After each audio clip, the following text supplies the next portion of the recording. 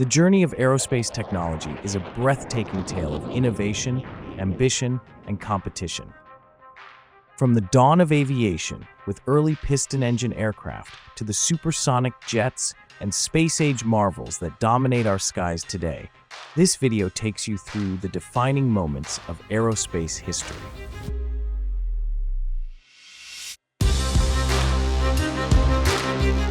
Discover the space-age rivalry between the US and the Soviet Union, the rise of the commercial jetliner, and the international collaborations that shaped modern aviation.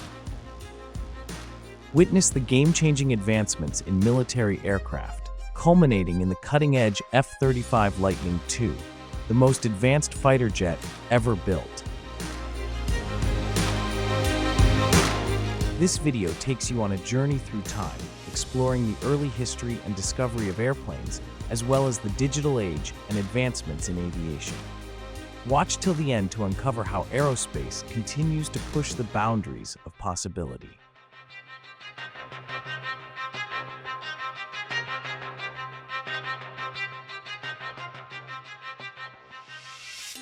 The origins of flight, a race against time and truth.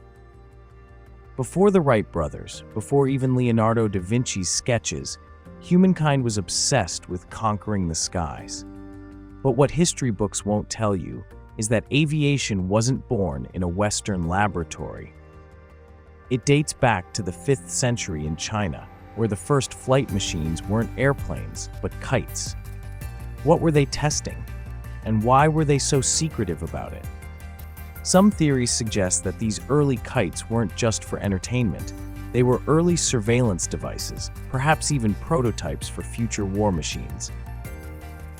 But this was just the beginning. Enter Leonardo da Vinci, the man who painted the Mona Lisa and allegedly designed the first flying machines in the 15th century. His secret notebooks contained blueprints for an aircraft, a radical idea centuries ahead of its time. But why weren't these designs ever built? Some historians whisper of deliberate suppression, ideas so powerful they were buried in secrecy. But others refused to let the dream die.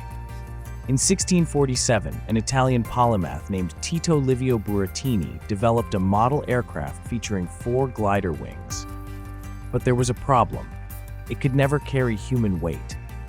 Just a failure? Or was there something missing, something that later inventors would conveniently discover?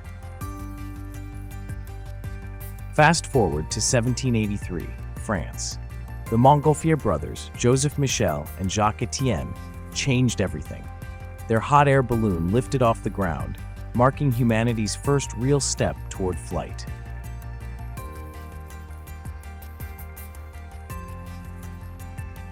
But let's not be naive. This was not just about curiosity or scientific progress. The Montgolfiers were deeply connected to the French monarchy, and their invention quickly caught the attention of military strategists. Why? Because flight meant power. That same year, Jean-François Pilatre de Rosier and Jean-Baptiste Réveillon took off in a tethered balloon, becoming the first humans to ascend into the sky. But was it really just an experiment? Some speculate that early hot air balloons were actually tests for aerial surveillance, spying on enemies long before satellites or drones ever existed. It wasn't long before the first untethered flight happened, traveling 9 kilometers in just 25 minutes. But there was a problem: maneuverability. These balloons couldn't be controlled, meaning they were useless for strategic military purposes. And so, the next race began, the quest to build an aircraft that not only flew, but could be controlled. The 19th and early 20th century saw the rise of airships, massive, hydrogen-filled behemoths that promised luxury travel and military dominance. Unlike balloons, airships could actually be steered, making them the first true aerial vehicles. But here's where things take a terrifying turn. In 1901, Alberto Santos Dumont, a Brazilian aviation pioneer, launched his first untethered airship over Paris. It was a technological breakthrough, but also a warning. The sky was about to become a battleground. In 1902, Leonardo Torres Quevedo tried to improve airship stability, addressing the catastrophic failures that had already begun occurring. But it was too late.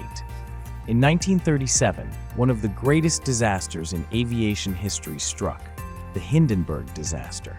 The airship burst into flames, crashing in Lakehurst, New Jersey. Was this an accident or sabotage?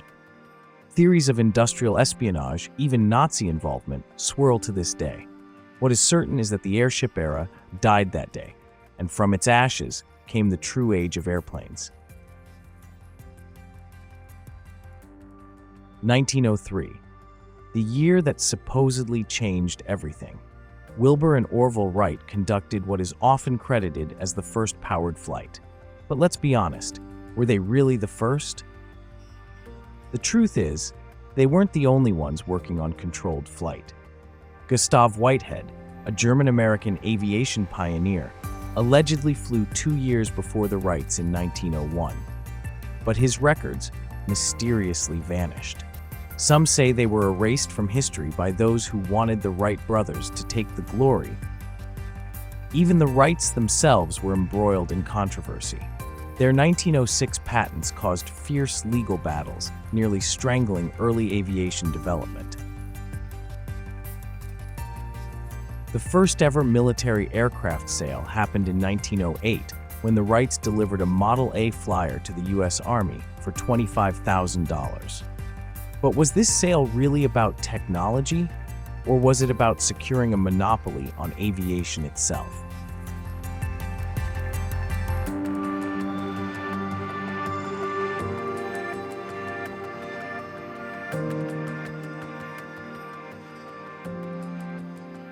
The space age, a race beyond the skies.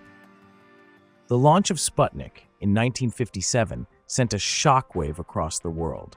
The Soviet Union, with a single metal sphere soaring through space, had declared its dominance in the cosmos. But this wasn't just about scientific achievement, it was a warning. The ability to launch a satellite meant the ability to launch missiles, and the world knew it. For the United States, this was unacceptable. The Cold War had extended beyond Earth's atmosphere. The race for space superiority had begun. Both superpowers turned to photographic reconnaissance satellites, their eyes in the sky, spying on one another with cameras capable of capturing secrets from hundreds of miles above. The U.S. Air Force's Corona program alone sent over 200 satellites into orbit, snapping images that could change the course of history.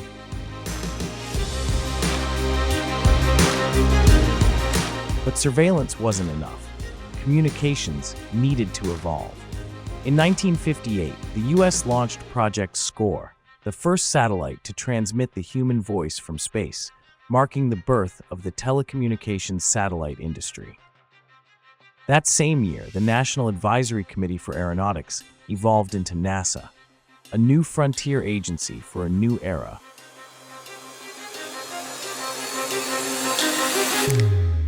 Then came April 12, 1961. The world held its breath. The Soviet Union had done it again. Yuri Gagarin, aboard Vostok 1, became the first human in space. America was now behind. The pressure was unbearable. Then, in May 1961, President John F. Kennedy made a bold declaration. We choose to go to the moon. If I were to say, my fellow citizens, that we shall send to the moon, 240,000 miles away from the control station in Houston, a giant rocket more than 300 feet tall, the length of this football field, and do all this, and do all this, and do it right, and do it first. The challenge was set. Before the decade was out, America vowed to land a man on the moon. NASA launched Project Gemini, refining spacecraft recovery, astronaut maneuvering, and space rendezvous. Every test, every failure, every success was a stepping stone toward a singular moment, the Apollo program. But as the space race raged on, something else was soaring across the skies, the dawn of the jet age. seconds. Guidance is internal. 12, 11, 10, 9. Ignition sequence start. 6.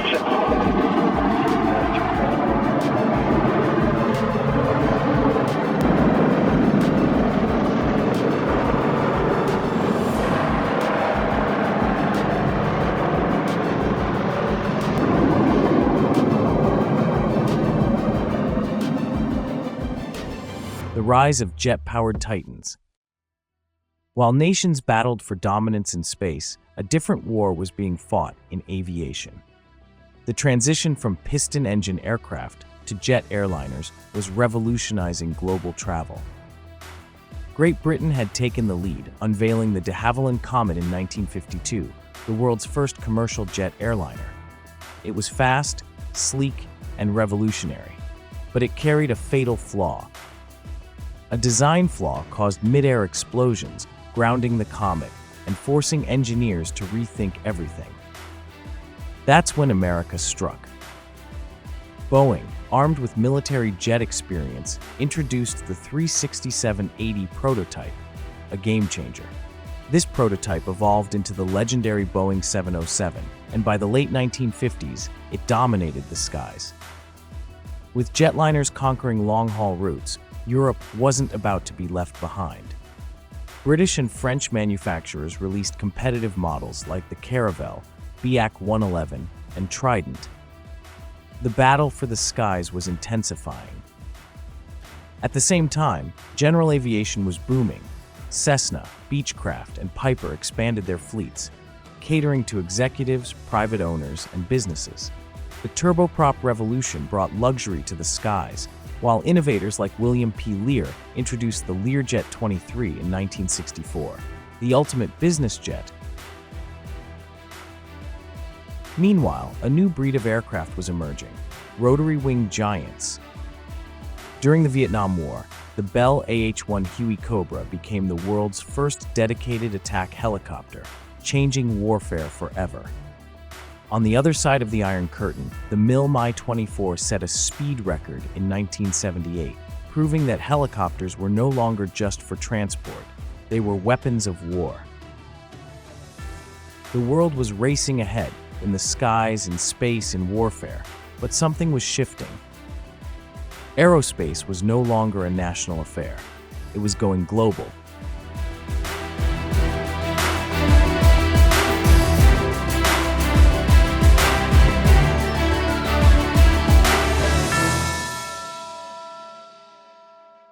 Mergers, alliances, and global aerospace.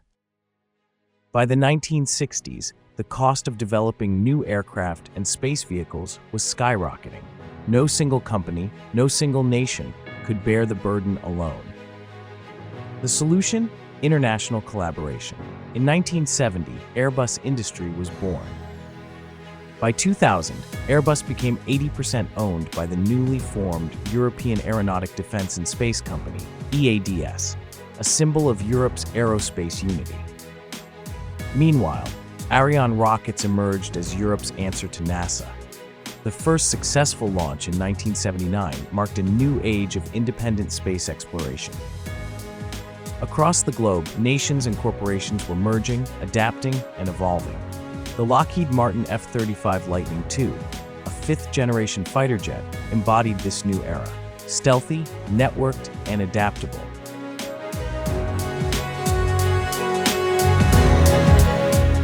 The race for dominance never truly ended. It only changed shape. From Sputnik to supersonic jets, from Apollo to Airbus, from Cold War to corporate alliances, the aerospace industry continues to push boundaries. The Lockheed Martin F-35 Lightning II is considered the most modern aircraft in the world. It's a fifth-generation fighter jet that's designed to operate in a variety of configurations. And the next frontier? Only time will tell. The history of aviation is a tale of power, ambition, and deception. From the secret origins of flight to the hidden truths behind air disasters and military dominance, it is clear, aviation has never been just about science. It's about who controls the sky and who controls history. Subscribe to Mystery Media, because the truth always takes flight.